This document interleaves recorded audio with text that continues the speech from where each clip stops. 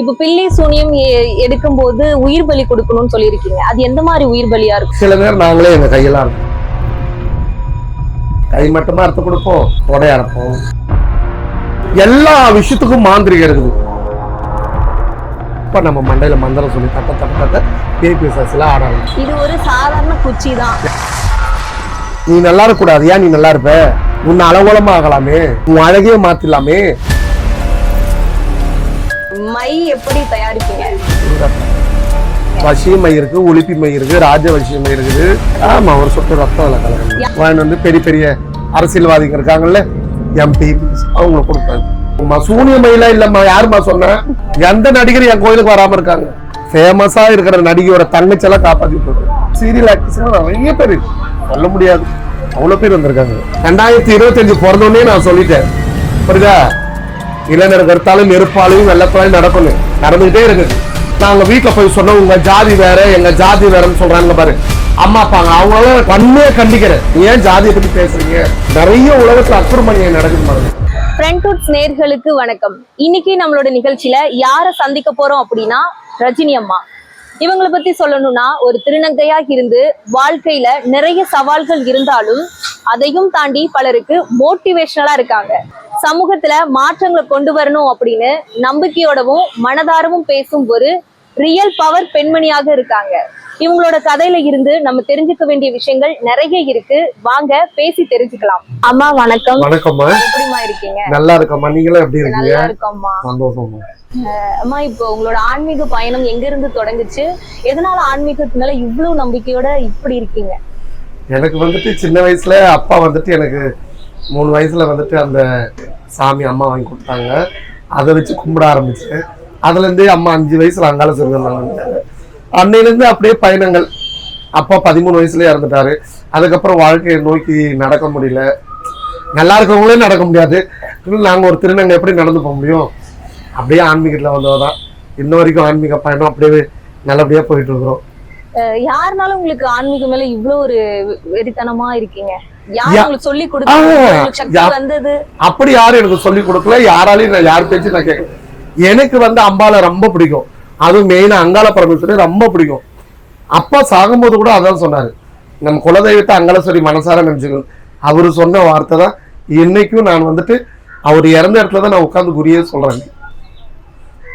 இது ஆணாக இருந்தாலும் சரி, பெண்ணாக இருந்தாலுமே சரி, அவ்வளவு பிரச்சனைகள் வரும் வாழ்க்கையை நடத்துறதுக்கு. ஆனா நீங்க ஒரு திருநங்கையா எவ்வளவு பிரச்சனையை பாத்தீங்க, அதை எப்படி ஃபேஸ் பண்ணீங்க? இன்னமும் பிரச்சனையை ஃபேஸ் பண்ணிட்டு தான் இருக்கிறேன், புரியுதுங்களா? காய்ச்ச மரத்துல கல்லடி பரதெல்லாம் செய்யும்,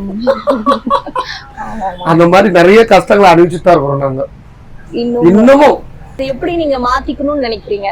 இப்ப நீங்க ஃபேஸ் பண்றீங்க, நீங்க சீக்கிரம் டவுன் ஆயிடுவீங்களா அதுல இருந்து?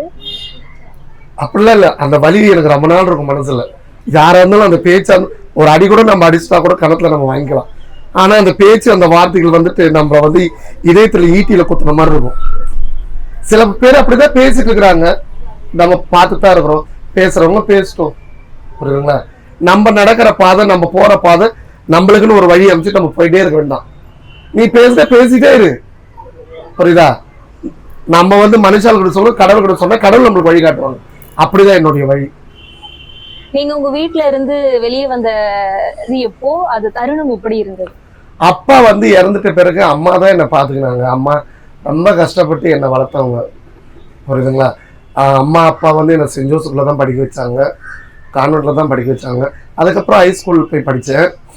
அப்பா இறந்த பிறகு அப்பா உயிரோடு இருக்கும்போது திருநங்கையை மாறக்கூடாதுன்னு அடிப்பாரு. அப்பா சொன்ன வார்த்தைக்காக தான், அப்பா சொன்ன சத்தியத்துக்காக தான் நான் இன்னமும் இப்படி இருக்கிறேன். இதுதான் உண்மை. உங்களுக்கு ரொம்ப பிடிச்சது அப்பா தான்?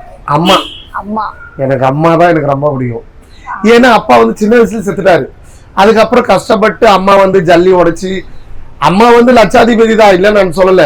அவங்களுக்கு சொத்து பத்தெல்லாம் இருக்கு, அப்பாவும் சொத்து பத்தெல்லாம் எல்லாமே வச்சிருக்கிறாரு. இருந்தாலும் என்னை கஷ்டப்பட்டு இந்த மெட்ராஸ்ல வளர்த்தாங்க.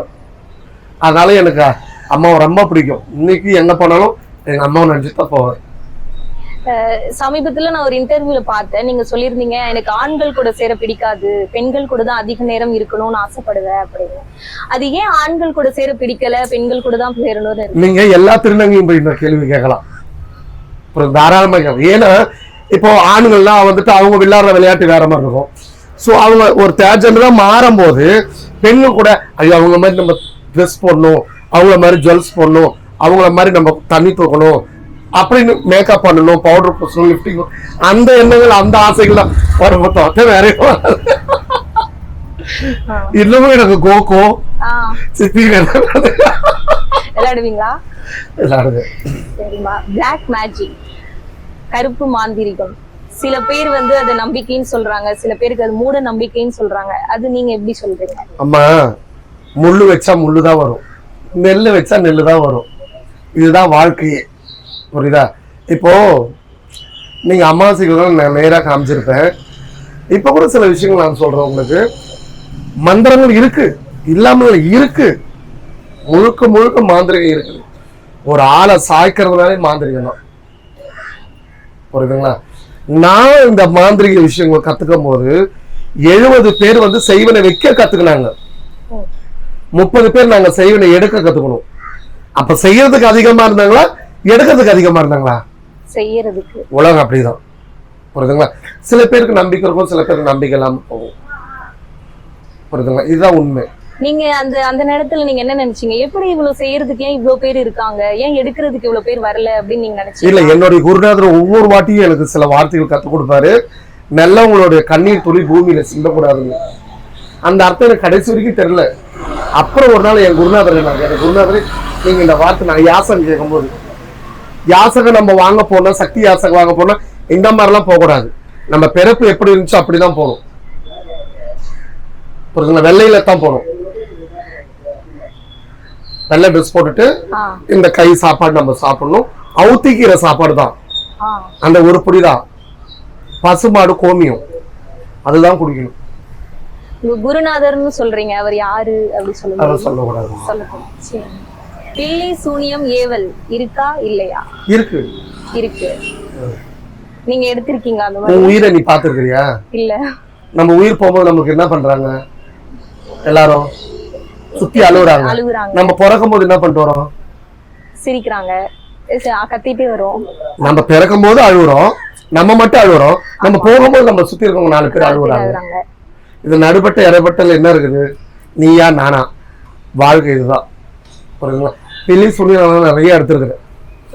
நிறைய எடுத்திருக்கேன் என்னுடைய வாழ்க்கையில எடுத்திருக்கேன். நீங்க நிறைய எடுத்திருக்கேன்றீங்க, அந்த மாதிரி நீங்க எடுத்து அதுல உங்களுக்கே என்னடா இப்படி ஆயிடுச்சே அப்படின்னு நினைச்ச மாதிரி நிறைய விஷயங்கள்மா, நிறைய விஷயங்கள் அதெல்லாம் அனுப்பிச்சிருக்குது. ரெண்டாவது இன்னொன்னு என்னன்னா, சில பேருக்கு உடனே நல்லாயிடும். இப்ப இந்த வஷ்யம் ஆகட்டும், மற்ற இதெல்லாம் சில பேருக்கு உடனே, சில பேருக்கு 10 நாள் ஆகும், சில பேருக்கு 20 நாள், ஏன் சம்திங் பேபி சில பேருக்கு 6 மாசம் கூட ஆகலாம், புரியுதுங்களா? கால் வீங்கி பூவெல்லாம் வந்தெல்லாம் நான் காப்பாற்றி கொடுத்துருக்கேன். இங்க இருக்கிற மக்களுக்கு தெரியும், பேய் ஆடும், இங்க ஏவல் ஆடும், புரியுதுங்களா? அதெல்லாம் போயிட்டு நாங்க செய்யலாம். இப்ப என் கண்ணு முன்னாடி பாத்தீங்க, என் பொண்ணு அமிச்சு செய்யல, அந்த மாதிரிதான் தினம் பாதி வாழ்க்கை எங்க வாழ்க்கை பேய் பிசாசியோட வாழ்க்கை கழிஞ்சு. ஏவல் இது பிசாசு இதெல்லாம் நீங்க சொல்றீங்க, ஆனா நீங்க பண்ண மாட்டீங்களா? இல்ல உங்களுக்கு கூட இருக்க அக்கா? இல்ல, நான் தான் பண்ணுவேன். நான் தான் பண்ணுவேன். அது பண்ணும்போது எப்படிமா இருக்கும்? அது ஃபர்ஸ்ட் வந்து பயந்தேன், அதுக்கப்புறம் போப்பாவோ அம்மாவை காளி அங்கால சொல்லிட்டு மனசார நினைச்சு நம்மளுக்குள்ள ஒரு கட்டு போட்டுக்கிட்டு அவங்களுக்கு செஞ்சு நம்ம எடுத்து நல்லா இங்கன்னு. இப்போ மக்கள் வந்து இப்ப நான் நல்லா செய்யறதுனால தான் இன்னைக்கு நான் இவ்வளவு பேரா எடுத்துக்கிறேன். சில பேர் பேசுறவங்க பேசிட்டு போட்டோம், 5 வரலும் ஒன்னாவா இருக்குது, என்ன சொல்றது? அதை பத்தி கவலைப்படக்கூடாது. நான் நல்லது செய்யறதால தான் என்னை தேடி வராங்க, நான் கெட்டது செய்யறதா வரமாட்டாங்க, நான் பணத்துக்கு ஆசைப்படுறதா தான் வரமாட்டாங்க, புரியுதுங்களா? இதுதான் உண்மை. அதே மாதிரி அவங்க பிரச்சனை, இது பிரச்சனைமா இவ்வளவு ஆகும், நான் நேராவே சொல்லிடுவேன். பூப்பழத்தோட 400 ரூபாய் வாங்குவோம் ஒரு குறிக்கு, புரியுதுங்களா? ஒரு நாளைக்கு 50 குறி பார்ப்பேன், வெள்ளிக்கிழமை செவ்வாய்க்கிழமை 200 குறி பார்ப்பேன். நானு 500 குறி கூட பார்த்துருக்கிறேன். இப்ப வந்து உங்களை தேடி இவ்வளவு பேர் 500 பேர் 1000 பேர் வராங்க, அது உங்களுக்கு எப்படி இருக்கு? நம்மளுக்கு தேடி இவ்வளவு பேர் வராங்களே அப்படின்ற கடவுள்கிட்ட நான் வேண்ட ஒரே, நான் எல்லா தெய்வத்தையும் வணங்குவேம்மா, இந்த தெய்வம் இல்லை, புரியுதுங்களா? எல்லா தெய்வத்தையும் நான் வணங்குவேன். அதுக்காக நான் வந்துட்டு சில பேர் இப்ப நடுவில் சொல்றாங்க அந்த அம்மா கிறிஸ்டின் கிடையாது, நான் பிறப்பிலேயே இந்து தான், புரியுதுங்களா? என்னை பெற்றவங்க இந்து, என்னை வளர்த்த அம்மா அப்பா கிறிஸ்டின், என்னுடைய கணவர் முஸ்லீம். நான் எல்லா தெய்வத்தையும் போய் கும்பிடுவேன். இந்த தெய்வம் அந்த தெய்வம் இல்லை, நம்மளுக்கு ஆண்டவன் படைச்சது ஒரே ரத்தம் தான், சிகப்பு தான். அதை புரிஞ்சுனாலும் நம்ம எல்லாருமே நல்லா இருக்கும். அந்த தெய்வத்திட்ட ஃபர்ஸ்ட் போய் கடவுளை இங்க வந்திருக்கீங்க எல்லா பிரச்சனையும் தீர்த்துக்கோங்க. என்னால முடியாது, ஆனா உங்களால முடியும். நீங்க ஆசீர்வதிக்கப்பட்டு தான் எல்லாரும் இங்க வராங்க. நீங்க அனுகிரகம் வச்சுதான் எல்லாரும் வராங்க. புரியுதுங்களா? உங்களுடைய பிரார்த்தனையும் உங்களுடைய வழி இல்லாம யாரும் இங்க வர முடியாது. உண்மையா இல்லையாம்மா? நம்ம காலை எடுத்து வச்சாதான் ஒரு இடத்துல போய் காலை வைக்க முடியும். இல்லைன்னா நம்ம போகணும் கூட போக முடியாது. இப்போ நிறைய இந்துக்கள் மட்டும்தான் அதிகமா ஆன்மீகத்து மேல அவ்வளவு ஒரு ஈடுபாடோட இருப்பாங்க. ஆனா ரஜினி அம்மா அப்படின்னு கேட்டா அவங்க கிறிஸ்துவர்களா இருந்தாலும் சரி, இஸ்லாமியர்களா இருந்தாலும் சரி, எல்லாருக்குமே ஒரே மாதிரிதான் நான் சொல்லுவேன் குறி அப்படின்ற மாதிரி சொல்றாங்க. அது எப்படிமா நீங்க எப்படி இருக்கீங்க? நீங்க எப்படி அதை பாக்குறீங்க? என்னடா கிறிஸ்டினோ முஸ்லிமோ எப்படி நம்ம கிட்ட கேக்குறாங்க அந்த மாதிரி? அப்படிலாம் ஒண்ணு இல்லம்மா. அப்படி எல்லாரும் மக்கள் தான். புரியுதுங்களா? என்ன வாய் நிறைய அன்போட அம்மான்னு கூப்பிடுறாங்க. நான் அவங்க மகனேன்னு சொல்லிட்டு எல்லாத்தையும் கேட்பேன். அவங்க பிரச்சனை அதை பார்ப்பேன். நீங்க கண்ணு முன்னாடி உட்காந்துருக்காங்க பாக்குறீங்க, சரிங்களா? அந்த மாதிரி நிறைய பேர் வருவாங்க. விஐபி வருவாங்க, விவிஐபி வருவாங்க, எல்லா பார்ட்டிக்காரங்களும் வருவாங்க. இப்ப குறின்னு எடுத்துக்கிட்டோம் அப்படின்னா பணத்துக்காக மட்டுமே சில பேர் அது இதுன்னு சொல்லி வரவங்கள இன்னும் கஷ்டப்படுத்தி தான் அனுப்புறாங்கன்னு பார்த்திருக்கோம். ஆனா நாங்க ரஜினி அம்மா அப்படின்னு வெளியே கேட்கும் போது அவங்க சொன்னாங்க, அம்மா குறி சொல்றது மட்டுமே இல்லாம நிறைய பேருக்கு உதவுறாங்க, பசங்களை படிக்க வைக்கிறாங்க அப்படின்லாம் கேள்விப்பட்டோம். அது எப்படிமா உங்களுக்கு அந்த மாதிரி படிக்க வைக்கணும், உதவி பண்ணணும்? நான் அட்வைட் படிக்கணும் ரொம்ப ஆசை. கிரிமினல் லாயர் பண்ணு. அப்போ சின்ன வயசுல கிண்டல் கேலிகள் அதிகம்.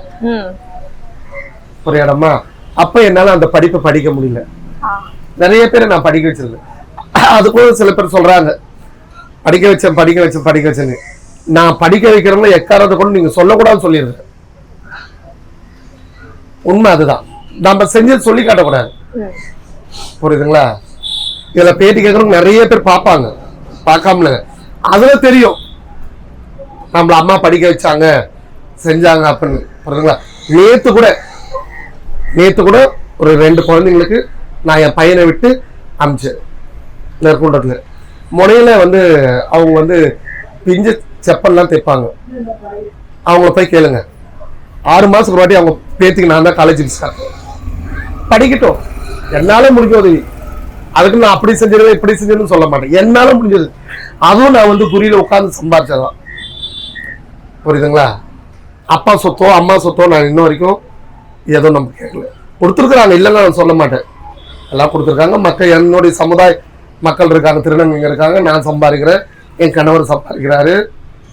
புரியுதுங்களா? எங்களால முடிஞ்ச உதவி நான் செஞ்சுதான் வரேன். இப்ப நாளைக்கு ஒரு முக்கியமான இடத்துக்கு போறேன். அதை நான் யூடியூப்ல போடுவோம் பாருங்க. 2 குழந்தைங்களுக்குமே கண் பார்வை கிடையாது. ஒரு வயசு பொண்ணு, ஒரு வயசு பையன். அவங்க வீட்டுக்கு நாளைக்கு உதவ போறேன். அவங்க அப்பா ஆட்டோ ஓட்டுறாரு. மக்கள் எல்லாரும் இதை கேட்பாங்க. கண்டிப்பா நாளைக்கு போய் என்னோட இன்ஸ்டால நான் போடுவேன். அதை பார்த்து அவங்களுக்கு நிறைய பேர் உதவி செய்யணும். புரியுதுங்களா? அதுங்களாம் பாடுற வயசு, பறக்கிற வயசுங்க. ஆனா ஆண்டவர் 2 குழந்தைக்குமே கண் இல்லை. அவங்களுக்குலாம் உதவி செய்யணும். எவ்வளோ இந்த உலகத்துல எவ்வளோ ஜாம்பானுங்களா இருக்காங்க. புரியுதுங்களா? அவங்கெல்லாம் உதவி செய்யணும். கண்டிப்பா நாளைக்கு நான் போய் அவங்களுக்கு உதவி செய்ய போறேன். இப்போ உங்களை பார்க்க வரவங்க என்ன மாதிரி பிரச்சனைகளோட வருவாங்க? எல்லா பிரச்சனையும் வருவாங்க. புருஷன் பிரச்சனை வருவாங்க, செய்வன பிரச்சனை வருவாங்க, குடும்ப கஷ்டத்துக்கு வருவாங்க, மருமக பிரச்சனை, அந்த மாதிரி எல்லா பிரச்சனையும் வருவாங்க. நீங்க அதிகமா எந்த மாதிரி பிரச்சனை எல்லாம் தீர்த்து வச்சிருக்கீங்க? செய்வன பிரச்சனை தான்மா. செய்வன பிரச்சனை, குடும்ப பிரச்சனை. புருஷன் வேற ஒரு சம்திங் வேற மாதிரி இருப்பாங்க. அவங்க பொண்ணுங்க வந்தாலும் அதோட இந்த காலேஜ் பொண்ணுங்களாம் ரொம்ப பாவமா. நான் அதனால நிறைய அழுதுருக்கேன். முக்கியமா நான் பெண்களுக்கு போராடுவேன். உங்களுக்கு தெரியும், பெண்களுக்கு ஒண்ணா நான் விட்டே கொடுக்க மாட்டேன். போராடுவேன், இறங்கி போராடுவேன். என் பழக்கம் அதுதான்.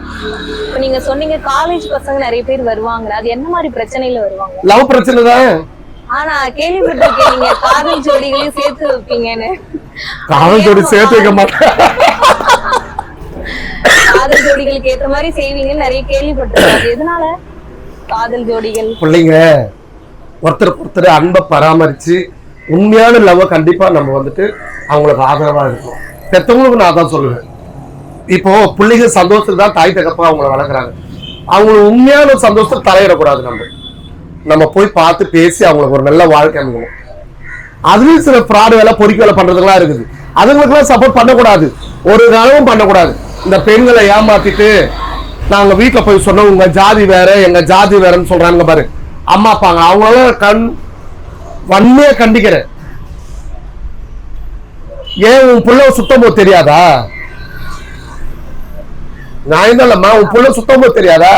அப்ப உனக்கு தெரியல ஜாதின்னு, அவனையும் தான் கேக்குறேன். அப்ப தெரியல அவங்க ஜாதி, ஏன் ஜாதியை பத்தி பேசுறீங்க? உனக்கு பிடிச்சா பெண் பிள்ளைய நீ சந்தோஷமா வாழவே, மனசை ஏன் கஷ்டப்படுத்துறீங்க, காயப்படுத்துறீங்க? இப்ப வந்துட்டு நிறைய உலகத்துல அக்குறுமணியம் நடக்குது பாருங்க, நிறைய நடக்குது. 2023 இருந்தே நான் சொல்லிட்டு வரேன் என்னென்ன நடக்கும்னு. 2025 பிறந்தோடனே நான் சொல்லிட்டேன், புரியுதா? இளைஞர் கருத்தாலும் நெருப்பாலையும் வெள்ளத்தாலையும் நடக்கும்னு, நடந்துகிட்டே இருக்குது. அதுக்கு கூட ஒருத்தவங்க போட்டுருந்தாங்க. அவங்க அதான் சொல்லுங்க, அவங்க பேசுறவங்க பேசுவாங்க, அனுபவிக்கிறவங்களுக்கு தான் அந்த வழி தெரியும், நம்மளுக்கு தெரியாது. புரியுதுங்களா? இப்ப வந்து அடுத்தவங்க பிரச்சனையில தலையிட்டா நம்ம தலை உருளுன்றது ஒரு இது. ஆனா நீங்க வந்து பிரச்சனையோடு வரவங்களுக்கு பிரச்சனையை தீர்த்து வைக்கிறீங்க, அதோட எஃபெக்ட் எதுனா உங்களுக்கு இருக்குமா? ஏமாகும் சில அந்த நம்ம அந்த செய்வனு அந்த எடுக்கும் போது உருவம் ஒண்ணு போடுவாங்க, உருவம் போட்டு அதுக்கு வந்துட்டு ரத்த காவை கொடுப்பாங்க. கொடுத்து அந்த உருவம் சுத்தும் போது அந்த உருவம் நம்ம சபிச்சுட்டு போகும். அதனால நம்ம ரொம்ப முடியாம ஆயிடுவோம். சும்மா கிடையாது, எவ்வளவு கஷ்டங்கள் எல்லாம் அனுபவிச்சுட்டாம இங்க உட்காந்துருக்கிறோம். எவ்வளவு கஷ்டங்கள் வேதனைகள் வலிகள்லாம் அனுபவிச்சுட்டு தான் உட்காந்துருக்கிறோம். இப்போ பில்லி சூனியம் ஏவல் அவங்களுக்குள்ள இருக்குன்னு சொல்லிதான் வருவாங்க. ஆனா அவங்க கிட்ட வந்து ஸ்ட்ரைட்டா சொல்ல மாட்டாங்க எனக்கு பில்லியும் சூனியம் வச்சிருக்காங்களோ அப்படின்னு. ஆனா நீங்க முன்னாடி கண்டுபிடிச்சிருவீங்க. அது எப்படி கண்டுபிடிக்கிறீங்க? எனக்கு தெரியுமா, நான் தான் கத்துக்கிட்டு வந்தேன்ல, அது எனக்கு தெரியும். நான் சொல்லிடுவேன், அப்பா இப்படி இல்லை, ஆமாமா உண்மை. அதே மாதிரி எந்தெந்த கோயிலுக்கு, அது கிறிஸ்டினாலும் சரி இஸ்லாமியனாலும் சரி நம்ம இந்துவா இருந்தாலும் சரி யாரா இருந்தாலும் இந்த கோயிலுக்கு போவோம், இங்க பிரார்த்தனை வைங்க, இதை செய்யுன்னு சொல்லிடுவேன். ஜீவராசிகளுக்கு இதை செய்யுன்னு சொல்லிடுவேன். நம்மளுடைய கர்மா வினைகள் தீரும். இப்ப பில்லி சூனியம் எடுக்கும் போது உயிர் பலி கொடுக்கணும்னு சொல்லிருக்கீங்க. அது எந்த மாதிரி உயிர் பலியா இருக்கும்? கோழிதான். அது அப்பாவே ஒரு கோழியை கொடுக்கணுமா? சில நேரம் நாங்களே எங்க கையெல்லாம் அறுத்து. அப்படிலாம் பண்ணுவீங்களா? கை மட்டுமா அறுத்து கொடுப்போம், தொடை அறுப்போம், நிறைய விஷயங்கள் இருக்குது. அது என்னன்னு சொல்லுவீங்களா? வேண்டாமா, அப்படி சொல்லிதான் நிறைய பேர் வந்து ஆரம்பிச்சிட்டாங்க, நாங்க இப்படி செய்யறோம் அப்படி செய்யறோம். உண்மையா இல்லையா மகனே? அதனால வந்துட்டு எல்லா விஷயத்துக்கும் மாந்திரிகம் இருக்குது. அந்த மாந்திரிகம்னா என்ன, எப்படி இருக்கும்? புரியுதா? இப்ப இல்ல, ஆதி காலத்துல ராஜா காலத்துல இருந்தே மாந்திரிகங்கள் இருக்குது. புரியுதுங்களா? இதுதான் உதாரணத்துக்கு சொல்றோம். பத்மாபரா சுவாமி இருக்கிறார்ல, 5 அறை திறக்கப்பட்டுச்சு, 6வது அறை திறக்கப்பட்டுச்சா உலகம் அழிஞ்சிடும் அப்படின்னு சொல்றாங்க. ஏன்னா அவர் எழுதியிருக்காங்க. அப்ப அவங்க அந்த சாங்கியத்துக்கு பயப்படுறாங்க, அந்த மந்திரக்கட்டுக்கு பயப்படுறாங்க. எல்லாத்துலயுமே அப்படிதான். புரியுதுங்களா? இதுதான் உண்மை. இப்ப செய்வினை செய்ய எத்தனை வகைகள் இருக்கு? எத்தனையோ வகைகள் இருக்குது. நம்ம உடம்புல இருக்க 9 துவாரத்துக்கும் 9 வழிகள் இருக்குது செய்யறதுக்கு. புரியுதுங்களா? அந்த பாவப்பட்ட செயலாம் நீங்க ஏன் கேட்கற, நம்ம ஏன் சொல்லணும்? வேண்டாம், அது நம்மளுக்கு தேவையே வேணாம். செய்வன பேச்சே நம்மளுக்கு வேண்டாம். நல்லது செய்யறத பத்தி பேசிட்டு போவோம். செய்வினை எப்படிமா எடுப்பீங்க? அது வந்து எங்களுடைய தெய்வத்தை அங்காளேஸ்வரியை கூப்பிடுவோம். அவங்கள மட்டும் கூப்பிட மாட்டோம், 7 வகை கேரள பகவதி அம்மையை கூப்பிடுவோம் நாங்க. புரியுதுங்களா? கூப்பிட்டு அவங்க உட்கார வச்சு சக்கரம் போட்டு அதை செஞ்சு நாங்க எடுப்போம். ஒவ்வொரு மந்திரத்துக்கும் ஒவ்வொரு மந்திர உச்சாரணம் இருக்குது. அந்த உச்சாரணம் சொல்லி நம்ம எடுப்போம். அந்த மந்திரங்கள்லாம் நீங்க மனப்பாடம் பண்ணிருக்கீங்களா? எல்லா மந்திரமுமே. இப்போ சூனியம் எடுத்துட்டு இப்ப யாரு சூனியம் வச்சாங்களோ அவங்களுக்கு திருப்பி விடுவான்லாம் நீங்க இப்ப கேட்டீங்க. அது எந்த மாதிரிமா? அது எப்படி திருப்பி? அம்மா, ஒரு நல்ல குடும்பம், இப்போ அந்த அம்மாலாம் அவங்கள ரொம்ப தங்கமானவங்க, அவங்க வீட்டுக்காரலாம். அவரை வந்துட்டு இந்த மாதிரி பண்ண அவங்க மனசு ஒரு நேரம் அவங்களுக்கு வலிச்சிருக்கும். என்னடா நம்ம வீட்டுக்காரர் இப்படி இருந்தாரே, இப்படி பண்ணிட்டாங்களே அப்படின்னு. நீங்க கண்ணு முன்னாடி பாத்தீங்க, அந்த குழந்தை சின்ன பொண்ணு காரில் உட்காந்துருக்குது. அது என்ன பண்ணாங்க, அழுதுட்டு உட்காந்துட்டு இருந்துச்சு. இப்ப அதுக்கு எடுக்கணும். புரியுதுங்களா? நாங்க மோஸ்ட்லி 100% திருப்பி விட மாட்டோம், அது எங்களுக்கு பிடிக்காது. அவங்களா வந்து ரொம்ப மன உளைச்சல வயிறு எரிஞ்சு நீங்க திருப்பி விடுங்கன்னு சொல்லும் போதுதான் நாங்க வந்துட்டு காட்டேரியை கூப்பிட்டு நீ பாத்துக்கமான்னு விட்டுருவோம். அது எப்படி திருப்பி விடுறது? அதெல்லாம் செய்வாங்கம்மா. நீங்க செய்வீங்களா இல்ல உங்க கூட இருக்கவங்க செய்வாங்க? நீங்க திருப்பி விட மாட்டீங்க, நீங்க எடுக்கிறது மட்டும்தான். எடுக்கிறது மட்டும்தான். அதே மாதிரி வயிற்றுல இருக்கிற மருந்தும் நான் எடுப்பேன். பைப்பு வச்சு எடுப்பாங்க. அது எப்படி மருந்து விட்டுருக்காங்கன்றது தெரியும். உனக்கு கூட இருந்தாலும் பாக்குற, நீ ஏன் கவலைப்படுற? சரியா? இல்ல, ஆனா மனசு ஃபுல்லா ஆசை மட்டும் இருக்குது உங்களுக்கு. உண்மையா இல்லையா? என்ன இல்லம்மா, மை எப்படி தயாரிப்பீங்க? அதெல்லாம் சொல்லக்கூடாதுடாமா. அது சரி சொல்ல மாட்டீங்க, ஓகேமா. காட்டுவீங்களா அந்த மை? வேண்டாடாமா. அட காட்டுங்கம்மா. எல்லா சேனலுக்கும் காட்டியிருக்கேன், எங்களுக்கும் 2 சேனல் மட்டும் தான் காமிச்சோம், அதுக்கப்புறம் நான் காட்டவே இல்லை. சரி, எங்களுக்காக ஒரு டைம் சுடுகாட்டுல. இப்போ உங்களை தேடி வரவங்களுக்கு எப்படி மை கொடுப்பீங்க? இப்போ மை வைக்கிறது, சூனிய வைக்கிறது. வசிய மை தனியா கொடுப்போம்மா. சூனிய மைலாம் இல்லம்மா. யாருமா சொன்ன? அவங்க வாய்க்கு வந்த மாதிரி எல்லாம் வளர்றாங்க, அதெல்லாம் தப்பு சாமி.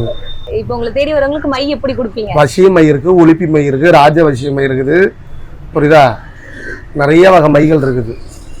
இப்போ நீங்க ஒன்னு சொல்லிருப்பீங்க, ஒரு சிவப்பு கலர் மை வச்சு அது ரத்தத்துல ரத்தம் வச்சு அது வைக்கணும்னா. ஆமா, ஒரு சொட்டு ரத்தம் அதுல கலக்கணும். யாரோட ரத்தம் கலக்கணும்? அவங்களோட ரத்தம். யாரு கொடுக்க போறாங்களோ வச்சுக்கணும் நித்தில. அது வைக்கிறதால அது என்ன பலன் தரும்? நல்ல பலன் மாதிரி. சரிங்களா? அது வந்துட்டு மூலிகை வேர்ல அரைக்கிறது. அது நீங்களே தயாரிப்பீங்களா? இல்ல சாமி, நானே போய் வாங்கிட்டு தான் வருவேன். பொய்லாம் சொல்ல போறேன். சில விஷயங்கள் தான் வந்துட்டு நான் தயாரிப்பேன். அதுல முக்கியமான ஜென்ம விஷயங்கள்லாம் இருக்குது. அதுக்கெல்லாம் போயிட்டு என்னோட குருநாதர்கள் தான் வாங்கிட்டு வருது. வாங்கிட்டு வந்து பெரிய பெரிய அரசியல்வாதிகள் இருக்காங்கல்ல, எம்பி, அவங்களுக்கு கொடுப்பாரு. அது ஏமா அவங்களுக்குலாம் மட்டும், சாதாரண மக்களுக்குலாம் இல்லையா? கண்டிப்பா கேட்டா கொடுப்போம்மா. அது வாங்குறதுக்கு காசு இருக்கா இல்ல கேக்குறவங்களுக்கு கொடுப்பீங்க? அது எத்தனையோ எம்பிங்க வந்து சொல்லிட்டு போனாங்க, நான் அப்படி பண்றேன் இப்படி பண்றேன். அவங்க வேலையை முடிச்சுட்டு போயிட்டாங்க. இப்ப உங்களை தேடி நடிகர்கள்லாம் வருவாங்கன்னு. ஆமா, கொஞ்சம் நெஞ்சம் கிடையாது. எந்த நடிகர் என் கோயிலுக்கு வராம இருக்காங்க? எவ்வளோ பேரு, புரியுதா? சில நடிகையெல்லாம் நான் காப்பாத்தி விட்டுருக்கேன். ஃபேமஸா இருக்கிற நடிகையோட தங்கச்செல்லாம் காப்பாத்தி விட்டுருக்கேன். புரியுதுங்களா? அன்டைம்ல வருவாங்கம்மா, நைட்ல. ஆமா. இப்ப அவங்கள வரும்போது உங்களுக்கு எப்படி இருக்கும்? இவங்க நம்மள தேடி வந்திருக்காங்க அப்படின்னு யோசிச்சிருக்கீங்க? என்னைக்குமே நான் அந்த ஆணவத்தை நினைக்க மாட்டேம்மா. நான் சாதாரண ஒரு மனுஷன். முக்கியமா திருநங்கை. நான் ஃபர்ஸ்ட் வேதனைப்பட்டேன், நம்ம திருநங்கையா பிறந்துட்டு இவ்வளவு கஷ்டப்படுறமேனு.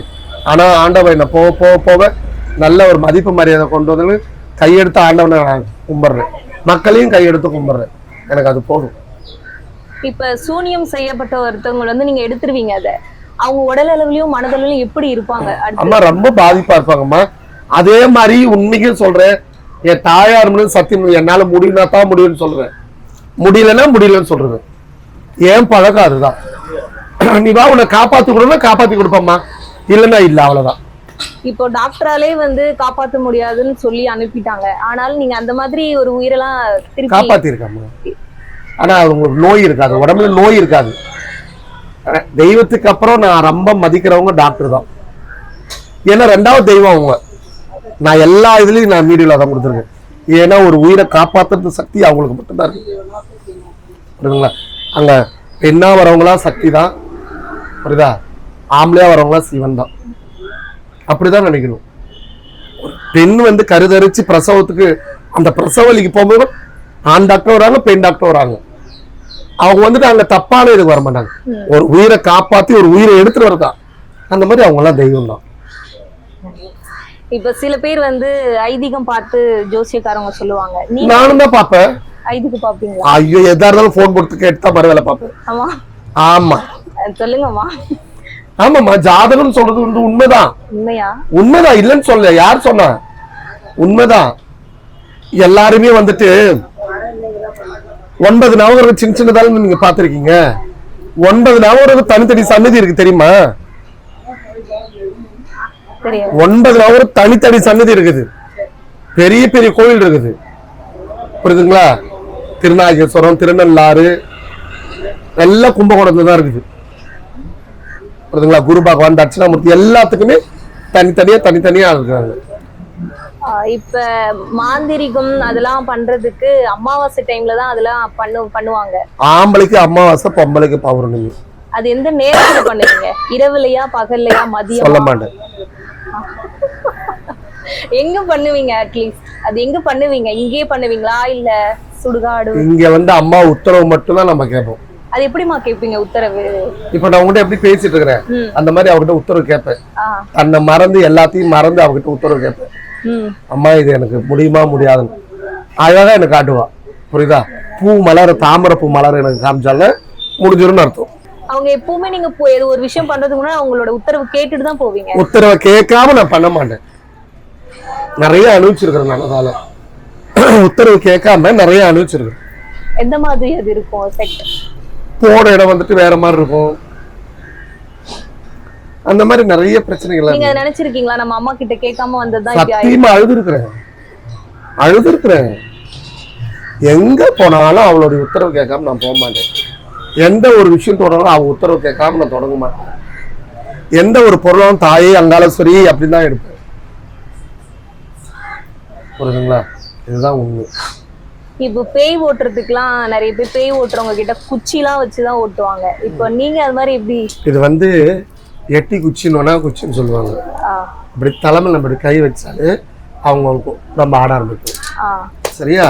அப்ப நம்ம மண்டையில மந்திரம் சொல்லி தட்ட தட்ட தட்ட பேய் பிசாசுல ஆட ஆரம்பிக்கும். இது ஒரு சாதாரண குச்சி தான். யார் சொன்னாங்க? மக்களுக்கு பார்க்க சில பேருக்கு அதனால தான் சொல்றேன் எட்டி குச்சி, நொனா குச்சி, வேப்பங்குச்சின்னு அந்த மாதிரி கலந்து இருக்கும் இதுல. ஆனா மக்கள் பாக்குறது சாதாரண மூங்கில் குச்சின்னு சொல்றாங்க. கிடையாது. இதுல மந்திரம் எப்படி நீங்க இறக்கிட்டு அப்ப பண்ணுவீங்க இல்ல எப்பவுமே அதுல மந்திரம் இருக்குமா? அதுல இறக்குவோம். இறக்கி பேசும்போது அடிச்சு வலிக்காதா? அடிக்கும். பேய்க்கு தான் வலிக்கும், மக்களுக்கு வலிக்காது. சரிம்மா. பேய்ன்னு சொல்றது வந்துட்டு இப்ப வந்துட்டு சென்னை வாசல்ல பேய்ங்களாம் அவ்வளவு கிடையாது. இப்பெல்லாம் வந்து அந்த பேய் பிசாசு எல்லாம் கிடையாது. ஆனா கிராமத்து சைட்ல இருக்கு பேய் பிசாசு இருக்குது, முனி இருக்குது. புரியுதுங்களா? ஜின்னு இருக்குது, காடை இருக்குது. எல்லாம் ஏவி விடுறதா இப்ப இருக்குது. அது ஏவி விடுறதா நம்ம நல்லா இருக்கு. அது எப்படி ஏவி விடுவாங்க? அது ஏன் நீ கேட்டல ஃபர்ஸ்ட் என்ன மாந்திரிகம் உண்மையான்னு கேட்டல, அதுதான். நீ நல்லா இருக்கக்கூடாது. ஏன் நீ நல்லா இருப்ப? உன்னை அலங்கோலமா ஆகலாமே, உன் அழகையே மாத்திடலாமே. ஆமா மகம், உண்மை, முக்காலமும் சத்தியம். அது நீங்க மாத்துவீங்களா? ஐயோ எனக்கு அந்த பொழப்பே வேண்டாம், அந்த இது வேண்டாம். ஏற்கனவே நான் பாவப்பட்ட ஜென்மம், அரை ஜென்மம். இந்த பாவத்தை நான் பண்ணிட்டு ஆண்டவங்களை போய் கைகிட்ட சொல்றேன் என்ன? நம்மளுக்கு வேண்டாம். ஆனா பண்றவங்க இருக்காங்க. புரியுதுங்களா? நாங்க கத்துக்கும் போது என் கூட இருந்தவங்களே இருக்கிறாங்க. அவங்களும் திருநங்க தான். அதான் உத்தரவு. பள்ளி பள்ளி பள்ளி பள்ளி இந்த இடமே அளவு அந்த மாதிரி கொடுப்பாங்க.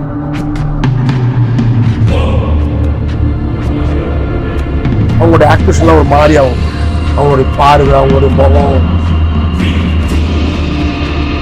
அவங்க மேல கண்டிப்பா என்னுடைய ஆத்மாவை நான் வந்து இறக்குறேன். இன்னைக்கு நான் ஓப்பனா சொல்றேன். அது சொல்லும் நீ நான் எப்படி செத்தேன், எனக்கு இத்தனை பிள்ளைங்க இருக்கு, என் பிள்ளைய பார்க்கணும், என் வீட்டுக்கு. சரி உங்க வீட்டு அட்ரஸ் சொல்லுவோம்.